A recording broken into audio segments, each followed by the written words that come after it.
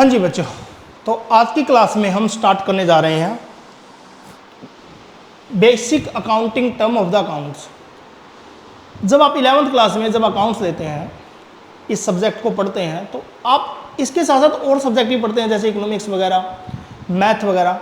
तो वो सारे सब्जेक्ट तो लगभग कुछ आपने पहले पढ़ भी रखे होते हैं, कुछ टर्मिनोलॉजी उनकी आपको पहले से पता भी है, बट ये सब्जेक्ट आपके लिए बिल्कुल नया है। तो 11th क्लास के बच्चों के लिए जो अकाउंट्स हम स्टार्ट करेंगे, तो पहले इसमें कौन कौन से वर्ड यूज होते हैं, कौन कौन सी टर्मिनोलॉजी यूज होती है, वो सारी पता होना कंपलसरी है, क्योंकि आपको उन्हीं वर्ड्स को आगे अप्लाई करना है। तो आपको सबसे पहले कुछ वर्ड्स हैं जो पूरी अकाउंट्स में यूज होते हैं, आज हम उन्हीं वर्ड्स को समझेंगे। कुछ वर्ड्स आपके लिए बहुत इंपॉर्टेंट है, कुछ आपके लिए बड़े सिंपल रहेंगे। तो जो सिंपल रहेंगे उनको हम डिटेल में नहीं करेंगे, लेकिन जो हमारे मोस्ट इंपॉर्टेंट वर्ड रहेंगे उनको हम डिटेल में स्टडी करेंगे। तो स्टार्ट करते हैं। पहला वर्ड है एंटिटी। एंटिटी का मतलब होता है ऑर्गेनाइजेशन, बिजनेस, मतलब धंधा। तो एंटिटी दो तरह की हो सकती है। एक एंटिटी जो प्रॉफिट अर्न करने के लिए बनाई जाए, और एक एंटिटी जो प्रॉफिट अर्न करने के लिए ना बनाई जाए। सर क्या मतलब? एग्जाम्पल के लिए एक दुकान ओपन होती है, दुकान एक कौन सी एंटिटी है जो इकोनॉमिक एक्टिविटी करेगी। रिलायंस कंपनी एक एंटिटी है, मतलब कोई भी ऑर्गेनाइजेशन, किसी भी कंपनी का नाम आप ले लो, वो सारी की सारी एंटिटी है। मतलब एक बिजनेस को क्या बोलते हैं हम? एंटिटी। बट एंटिटी दो टाइप की होती है। एक जो आपके बिजनेस के मॉनिटरी मतलब इकोनॉमिक एक्टिविटी करे, और एक जो आपके बिजनेस में एक ऐसी एक्टिविटी जो नॉन बिजनेस एक्टिविटी करे। तो जिसका काम है एनजीओज वगैरह, ये सारे हमारी नॉन एक्टिविटी है। तो याद रखना, आप अकाउंटिंग या तो बिजनेस एक्टिविटी वाली करोगे या फिर आप अकाउंटिंग करोगे नॉन बिजनेस वाले की। ठीक है, तो पहले आपको समझना पड़ेगा। तो एंटिटी दो टाइप की होती हैं, मतलब ऑर्गेनाइजेशन दो टाइप की होती है। एक जिसका मेन काम क्या है? बिजनेस करना, पैसे कमाना, इकोनॉमिक एक्टिविटी करना। और एक क्या है जिसका मेन काम बिजनेस नहीं करना है, सिर्फ लोगों की भलाई करना, एनजीओ वगैरह। तो ये आपकी एंटिटी का पार्ट है। Number 2, business transactions, most important word आपके सिलेबस का। बिजनेस ट्रांजैक्शन का मतलब होता है कि किसी भी बिजनेस में जितनी भी इकोनॉमिक एक्टिविटी होती हैं, मतलब पैसों से रिलेटेड जितनी भी एक्टिविटी होती है, उनको बोलते हैं बिजनेस ट्रांजैक्शन। सर क्या मतलब? एक बिजनेस में ये बताओ, आप गुड्स बेचते हैं, खरीदते हैं, रेंट पे करते हैं, सैलरी पे करते हैं, इलेक्ट्रिसिटी बिल पे करते हैं, एसेट्स खरीदते हैं, मतलब ये सारी चीज़ें जितने भी आप खर्चे करते हो, जितने भी इनकम कमाते हो, उन सब को ट्रांजैक्शन बोलते हैं। बहुत बढ़िया सर। तो याद रखना, बिजनेस ट्रांजैक्शन का कोई मीनिंग नहीं है, सिर्फ यही मीनिंग है कि एक बिजनेस में जितनी भी एक्टिविटी होती हैं उनको बोलते हैं बिजनेस ट्रांजैक्शंस। ठीक है, तो सर आप अपनी अकाउंटिंग जो स्टार्ट करोगे वो बिजनेस ट्रांजैक्शन से ही करोगे, क्योंकि एक बिजनेस में जितनी भी एक्टिविटी होती हैं उनको आपको रिकॉर्ड करना होता है। ठीक है, तो आज हम क्लास में सबसे पहले यही समझते हैं कि बिजनेस ट्रांजैक्शन का मतलब क्या है।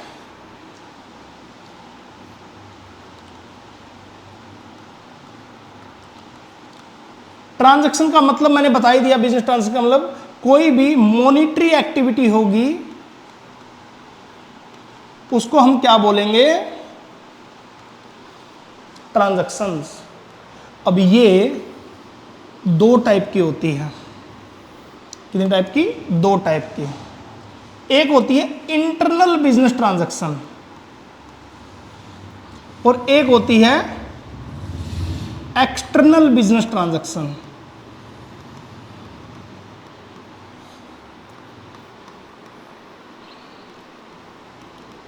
सर क्या मतलब? एक्सटर्नल का मतलब होता है जो आप किसी आउटसाइडर के साथ जो भी लेन देन करोगे, किसी से आपने गुड्स खरीदा, किसी को आपने गुड्स बेचा, किसी ने आपको रेंट पे किया, किसी से कमीशन मिला, मतलब जितने भी आप पूरे साल में जितनी भी एक्टिविटी देखोगे, किसी आउटसाइडर के साथ जो भी हमारा रिलेशन होगा, जिस तरह से हम एक्टिविटी करेंगे, यानी कि जो भी हम पेमेंट करेंगे, जो भी हमें पैसा मिलेगा, वो सारी की सारी ट्रांजैक्शन एक्सटर्नल बिजनेस एक्टिविटी होती है। सर इंटरनल क्या होती है? इंटरनल बिजनेस ट्रांजैक्शन होती है जिसमें आपको किसी बाहर वाले को पेमेंट नहीं करना। सर ऐसी भी ट्रांजैक्शन होती है? बिल्कुल सर। कुछ बताइए, कुछ बच्चों को शायद अभी समझ में ना आए, लेकिन टाइम के साथ उनको समझ में आ जाएगा। अभी सिर्फ नोट्स में लिख लेना। एक होता है डेप्रीसिएशन। सर अभी तो आपको डेप्रीसिएशन का मीनिंग भी नहीं पता। डेप्रीसिएशन का मीनिंग जब आपको पता चलेगा तो इंटरनल ट्रांजैक्शन को आपको समझ में आ जाएगा। तो अभी आप इसको इंटरनल को अभी अधूरा छोड़ सकते हैं, क्योंकि अभी इसके लिए आपको समझना पड़ेगा कि डेप्रीसिएशन क्या होता है, प्रोविजंस क्या होते हैं। तो कुछ देर बाद आपको समझ में आ जाएगा, हम इस पर दोबारा आएंगे, ठीक है। अभी आप समझिए एक्सटर्नल बिजनेस ट्रांजैक्शन। एक्सटर्नल का मतलब मैं बता चुका हूं कि बाहर के लोगों के साथ जो भी हमारी पेमेंट होगी, जो भी हमें रिसीव होगा, वो सारी की सारी हमारी क्या है, external business transaction. External business transaction दो तरह की हो सकती हैं। एक हो सकती है कैश में, एक हो सकती है उधार में। बिल्कुल सर। एक बात बताओ मुझे, मैं किसी से गुड्स खरीदूंगा तो या तो कैश में खरीदूंगा या उधार में खरीदूंगा, ठीक है। उधार का मतलब इंग्लिश में हमारे अकाउंट्स की लैंग्वेज में बोलते हैं क्रेडिट पे, ठीक है। तो ये बात आप समझेंगे कि बाहर के लोगों के साथ आपकी ट्रांजैक्शन दो तरह से हो सकती है, इंटरनल और एक्सटर्नल, ठीक है। चलिए नेक्स्ट पढ़ते हैं। तो ये बिजनेस ट्रांजैक्शन आपको समझ में आ गया होगा, ठीक है। सबसे पहला वर्ड समझेंगे अब हम, कैपिटल।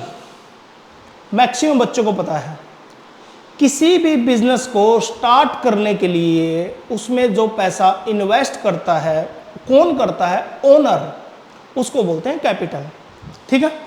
सर क्या मतलब, एक बार बताओ।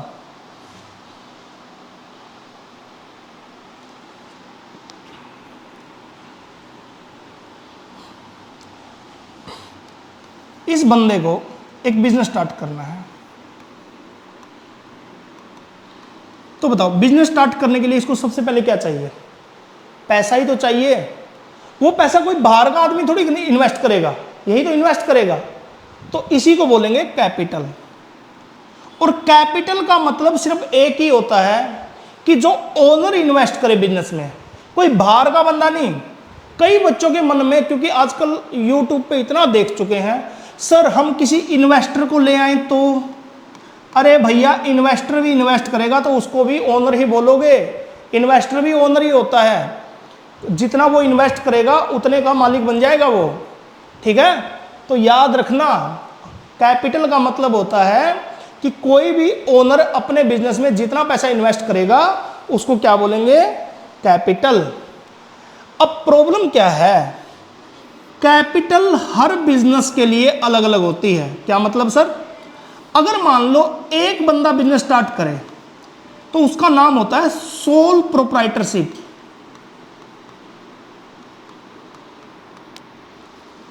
अगर एक बंदा बिजनेस स्टार्ट करे, आप कोई शॉप देखते हो जिसका एक ही मालिक है, वही चलाता है, उसके नीचे एम्प्लॉय काम करते हैं बट मालिक वही है, तो एक बंदा स्टार्ट करेगा तो उसको बोलेंगे सोल प्रोप्राइटरशिप। याद रखना इस बात को। तो यहां पे कैपिटल यही बंदा लगाएगा क्योंकि ओनर भी यही है, ठीक है।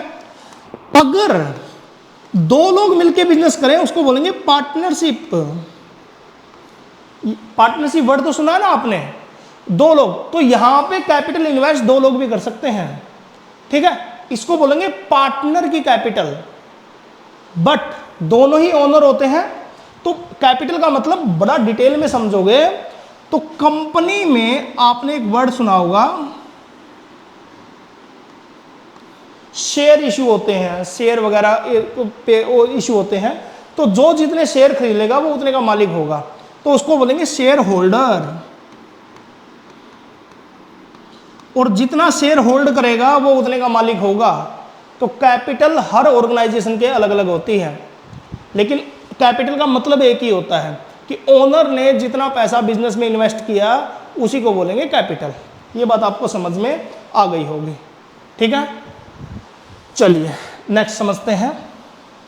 सर सिर्फ पैसा, एक बात और सुन लो, कैपिटल का मतलब सिर्फ पैसा नहीं होता। अगर मैं पैसे के साथ साथ कोई अदर एसेट्स भी लेके आ जाऊं बिजनेस में तो वो भी मेरे लिए कैपिटल होगा।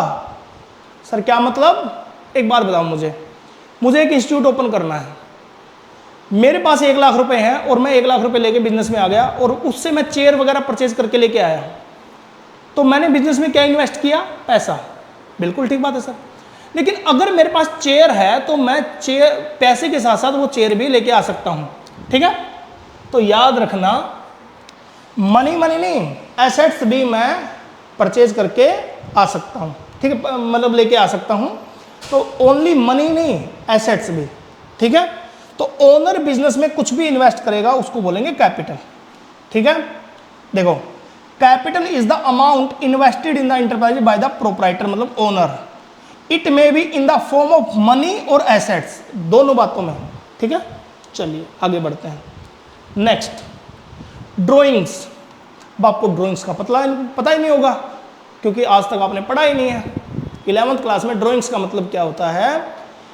ओनर ने अपने बिजनेस में से पहले उसने पैसा लगा दिया, उसको बोलेंगे कैपिटल, क्योंकि वो सारा पैसा लेके बिजनेस में आ गया, उसको क्या बोलेंगे? कैपिटल। और अगर वो अपना पैसा विड्रॉ कर ले, सर क्यों विड्रॉ कर ले? अपने पर्सनल यूज के लिए, अपने घर पे कुछ जरूरत पड़ गई उसको, मान लो उसने 5 लाख रुपए बिजनेस में इन्वेस्ट कर रखे हैं, कुछ दिन बाद उसे 2 लाख रुपए की जरूरत पड़ गई घर पे। सर क्यों पड़ गई? अरे भैया घर पे उसके फंक्शन था, तो वो 2 लाख रुपए अगर बिजनेस से वापस लेके जाएगा तो उसका भी उसको रिकॉर्ड देना पड़ेगा, उसको बोलेंगे ड्राइंग्स। तो पर्सनल यूज के लिए अगर कोई बंदा अपने पैसे विड्रॉ कर लेता है उसको बोलते हैं ड्राइंग्स। सर सिर्फ पैसा लेके जाएगा? नहीं, अगर कोई अदर थिंग्स भी लेके जाएगा तो वो भी। अगर मान लो मेरे इंस्टीट्यूट से मैं एक चेयर वापस लेके जाऊं बिजनेस से, तो उस चेयर को भी ड्राइंग बोलेंगे। कहाँ? अपने घर पे। तो याद रखना, पर्सनल यूज के लिए कोई पैसा विड्रॉ करेगा उसको क्या बोलेंगे? ड्राइंग्स। सबसे इंपॉर्टेंट, लायबिलिटीज। लायबिलिटीज होती है कोई भी बिजनेस को कोई पेमेंट करनी हो, अभी कोई अमाउंट पेबल हो बिजनेस के लिए, तो उसको बोलेंगे लायबिलिटी। मतलब बिजनेस ने कोई गुड्स खरीद लिया, कोई सर्विस ले ली और अभी तक उसकी पेमेंट नहीं की है, तो उसको बोलेंगे लायबिलिटी। जब तक बिजनेस उसकी पेमेंट नहीं करेगा तब तक बिजनेस के ऊपर वो बर्डन रहेगा, और बर्डन रहेगा तो बिजनेस उसकी पेमेंट करनी पड़ेगी। जब तक नहीं करेगा तब तक वो उसकी लायबिलिटी है, किसकी? बिजनेस की। बस इतनी सी डेफिनेशन है, ठीक है? Liability amount is the amount owed payable by the business. बस अब आपको इसके नोट्स बनाने हैं कि लायबिलिटी कितने टाइप की होती है, ये मोस्ट इंपोर्टेंट है, तो लिखना स्टार्ट कर दो। लायबिलिटी एक बिजनेस में 2 तरह की होती है। एक होती है इंटरनल लायबिलिटी,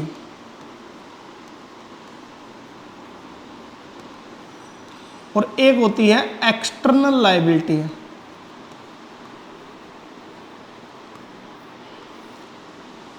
बिजनेस के लिए इंटरनल लायबिलिटी होती है कैपिटल।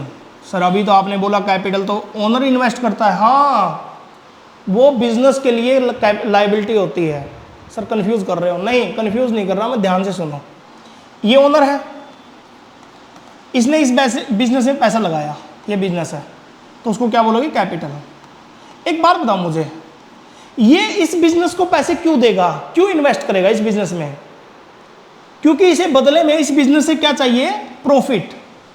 तो इस बिजनेस के ऊपर ये लायबिलिटी है कि ओनर ने इसको पैसे दिए हैं, इसके ऊपर पैसा लगाया है। सर बिजनेस तो ओनर का ही है। अरे भैया ओनर का है, लेकिन ये बिजनेस अलग है अकाउंट के पॉइंट ऑफ व्यू से। इसने बिजनेस से, ओनर से पैसा लिया है, तो आप समझ गए होंगे।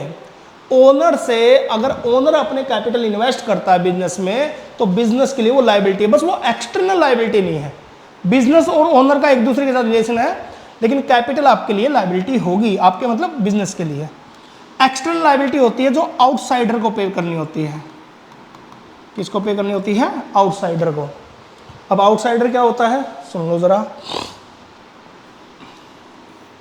जो आपने किसी से सर्विस ले ली या किसी से गुड्स खरीद लिया और उधार में खरीद लिया और अभी तक आपने पेमेंट नहीं की है, ठीक है? अब ये एक्सटर्नल लायबिलिटी 2 तरह की होती है। एक होती है करंट लायबिलिटी, करंट लायबिलिटी, और एक होती है नॉन करंट लायबिलिटी।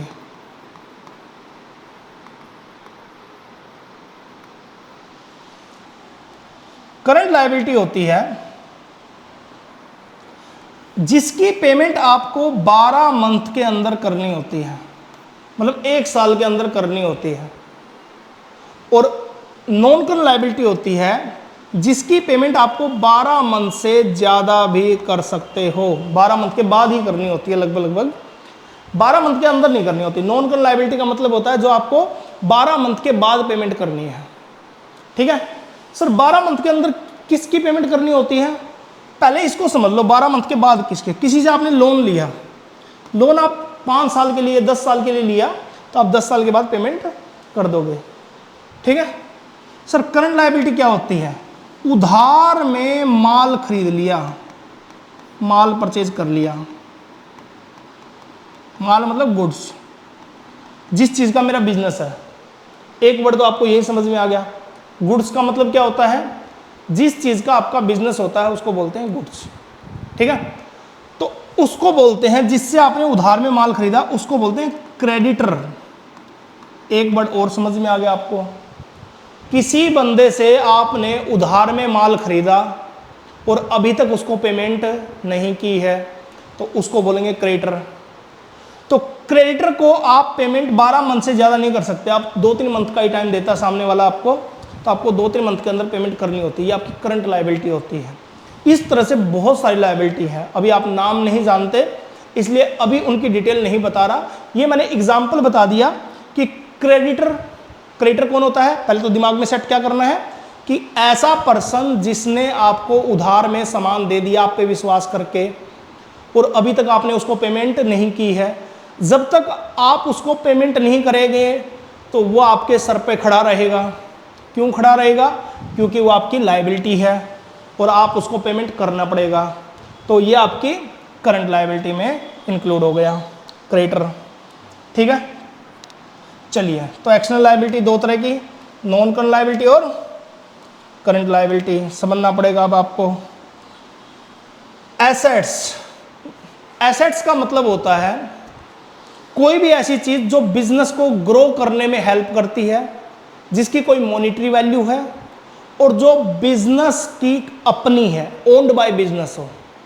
जैसे बिल्डिंग अगर मेरी खुद की है, रेंट पे नहीं होनी चाहिए। कुछ बच्चे बोलते हैं सर रेंट पे ले रखी है वो भी तो मेरी एसेट्स है। नहीं, वो आपकी एसेट नहीं है, वो आपको कभी भी छोड़नी पड़ सकती है। तो याद रखना, कोई भी ऐसी चीज जो बिजनेस को ग्रो करने में हेल्प करती है उसको क्या बोलेंगे? एसेट्स। समझ में आया? तो एसेट्स का आपको ये पता होना चाहिए कि ये हमारे लिए कोई भी बिजनेस को ओन्ड बाय बिजनेस हो, दूसरा बिजनेस के लिए फ्यूचर बेनिफिट दे वो, ठीक है, उसको बोलेंगे एसेट्स।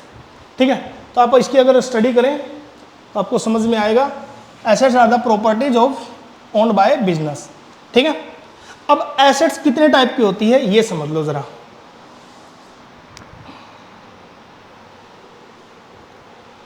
बिजनेस में एसेट्स 2 तरह की होती है। एसेट्स कितने तरह की होती है? 2 तरह की। एक होती है करंट एसेट्स,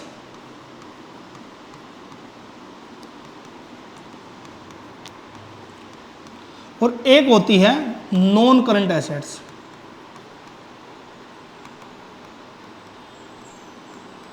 एक होती है करंट एसेट्स और एक होती है नॉन करंट एसेट्स। वही सेम जैसे लायबिलिटी थी। करंट एसेट्स का मतलब होता है जिसका बेनिफिट आप 12 मंथ के अंदर ले लो, मतलब जिसको 12 मंथ के अंदर आप कैश में कन्वर्ट कर सको। और नॉन करंट एसेट्स होती है जो जिसका बेनिफिट 12 मंथ से ज़्यादा भी मिले आपको, मोर देन 12 मंथ। सर ऐसी कौन कौन सी एसेट्स होती है? धीरे धीरे सब बताएंगे, टेंशन मत लो। ठीक है, पहले नॉन करंट एसेट्स के नोट्स बना लो आप। नॉन करंट एसेट 2 टाइप की होती है। सर नॉन करंट भी 2 टाइप की होती है, बिल्कुल। एक होती है फिक्स्ड एसेट्स और एक होती है नॉन करंट इन्वेस्टमेंट।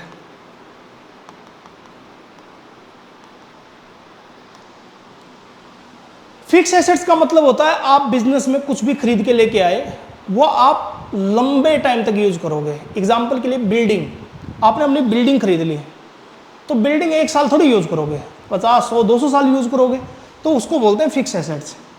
अब फिक्स एसेट दो तरह की होती है, एक होती है tangible fix assets, tangible fixed assets,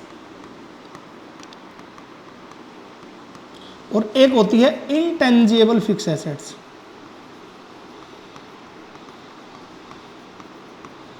क्या मतलब सर? टेंजिबल का मतलब मैक्सिमम बच्चों को पता होगा, टेंजिबल मतलब जिसको देख सकते हैं, छू सकते हैं। सर हमारे बिजनेस के लिए टेंजिबल फिक्स एसेट्स, जितनी भी आप चीज़ें यूज करके बिजनेस को ग्रो करते हो, वो सारी आपकी टेंजिबल फिक्स एसेट्स हैं। फॉर एग्जांपल बिल्डिंग, बस वो करंट नहीं होनी चाहिए, जिसका 1 साल तक बेनिफिट हो, बस वो ना हो। बिल्डिंग, फर्नीचर, मशीनरी, ये सब आपके लिए क्या है? Tangible fix assets. अगर ध्यान से देखो, ये सारी वो चीजें हैं जिनको आप देख भी सकते हो, छू भी सकते हो, और जिसको आप लंबे टाइम तक यूज भी कर सकते हो।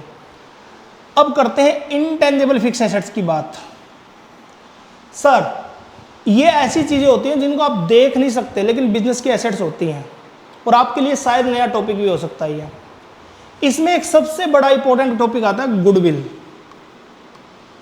सर गुडविल का मतलब होता है किसी बिजनेस का नाम, किसी बिजनेस की मार्केट वैल्यू।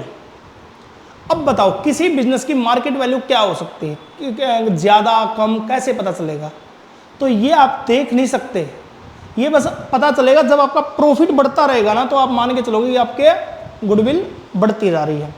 तो गुडविल एक इनटेंजिबल एसेट्स है जो बिजनेस को ग्रो करने में हेल्प करती है, बट इसको देख नहीं सकते, छू नहीं सकते। एक होता है कॉपीराइट। यूट्यूब पे आप बहुत सारी चीज़ें देखते होंगे जिसके आगे लिखा होता है कॉपीराइट है। कॉपीराइट होता है अगर कोई लर्निंग की चीज़ें हैं, कोई सीखने की चीज़ें हैं, बुक्स वगैरह, यूट्यूब वीडियो वगैरह, उन सब के ऊपर जो मार्किंग होती है, जिसका आप फ़ायदा लेते हो, जिसको आप कोई और यूज़ नहीं कर सकता, उसको बोलते हैं कॉपीराइट। इसके बाद नेक्स्ट, कॉपीराइट के बाद ट्रेडमार्क। ये वर्ड आपने सुना होगा, एक कंपनी का जो सिंबल होता है उसको बोलते हैं ट्रेडमार्क। ये भी कोई देखने की चीज़ें सिर्फ डॉक्यूमेंट में होती है, तो ये भी आपकी एसेट्स होती है। ये सारी आपकी इंटेंजिबल फिक्स एसेट्स है। नॉन करंट इन्वेस्टमेंट होती है आप अपने बिजनेस से बाहर कहीं इन्वेस्टमेंट करो लंबे टाइम के लिए, 10 साल के लिए किसी की कंपनी के शेयर खरीद लिए, ये सारी आपकी एसेट्स होती हैं। कौन सी एसेट्स? Non current asset. ठीक है, तो करंट एसेट्स। अच्छा सर करंट एसेट्स भी बता दीजिए। करंट एसेट्स जैसे मैंने करंट लायबिलिटी का एक एग्जांपल दिया ना, क्योंकि आपको नाम एक ही पता है तो अभी कुछ बातें पता चलेंगी। अगर उधार में सामान, गुड्स सोल्ड कर रहे हो, आप सोल्ड किया, आपने सोल्ड किया, मैंने सोल्ड किया उधार में, मतलब उसको पैसा नहीं आया मेरे पास, तो फ्यूचर में पैसा मिलेगा ना, तो मेरे लिए एसेट्स है कि लायबिलिटी है? कुछ बच्चे बोलेंगे सर लायबिलिटी है, क्यों? क्योंकि आपने तो सामान बेच दिया, पैसा मिला ही नहीं है। अरे नहीं भैया, ऐसे लायबिलिटी नहीं होती। अगर मैंने सामान बेच दिया तो मेरे पास अधिकार है उससे पैसे लेने का, फ्यूचर में मैं उससे पैसे ले सकता हूं। तो याद रखना ये मेरे लिए एसेट्स है, लेकिन करंट एसेट्स है। और जिसको आप उधार में सामान बेचते हो ना, उसको बोलते हैं डेटर। ये वर्ड को भी ध्यान रखना। जिससे आप उधार में सामान खरीदते हो उसको बोलते हैं क्रेडिटर, जिससे आप उधार में सामान बेचते हो उसको बोलते हैं डेटर। ठीक है, तो ये बात हमेशा दिमाग में रखना आप लोग। ठीक है, डेटर कौन होता है, क्रेडिटर कौन होता है। ठीक है, चलिए आगे बढ़ते हैं।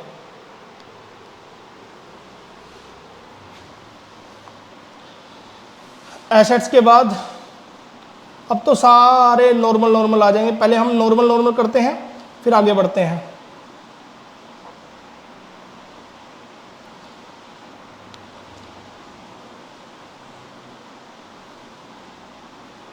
एक वर्ड होता है परचेज। सर परचेज मतलब सामान खरीदना। वैसे नॉर्मली यही सीखा हमने, नहीं, बिजनेस में परचेज का मतलब होता है जिस चीज का मेरा बिजनेस है वो गुड्स खरीदना, जिस चीज का मेरा बिजनेस है वो गुड्स खरीदना। ठीक है, तो परचेज का मतलब हमेशा एक ही चीज समझना कि जिस चीज का मेरा बिजनेस होता है ना, फॉर एग्जांपल मेरा गारमेंट्स का बिजनेस है, तो कपड़े मेरे लिए जब मैं खरीदूंगा, क्योंकि कपड़ों का मेरा बिजनेस है, खरीदना बेचना, तो उसके लिए वर्ड यूज करूंगा परचेज। और उसी को बेचूंगा तो सेल भी उसी के लिए वर्ड होता है, याद रखना ये बात।